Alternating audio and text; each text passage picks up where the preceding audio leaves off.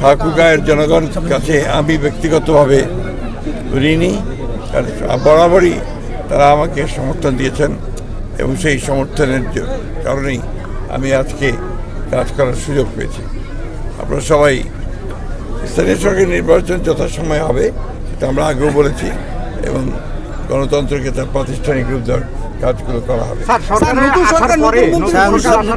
দেশের যে পরিস্থিতি এখনো কিন্তু আমরা দেখছি যে ডামাডোলের মধ্যেই আছে। খুব ভালো, এই আর কয়েকদিন হয়েছে 17 তারিখে আমরা নিয়েছি, এখন তো আপনার অনেক বেটার। এখন পর্যন্ত যেটা আমাদের হোম মিনিস্টার সাহেব স্বরাষ্ট্রমন্ত্রী যেটা বলেছেন সেটাই হবে এবং যেহেতু তদন্ত হচ্ছে দরকার যদি প্রয়োজন হয় তদন্ত হবে। এখন তো এটা মূলত তো আপনার আদালতে আছে। এনসিবি বলছে যে এটা মীমাংসিত বিষয়, এটা নিয়ে আবার কেন বাড়াবাড়ি? এনসিবিকে জিজ্ঞেস করেন।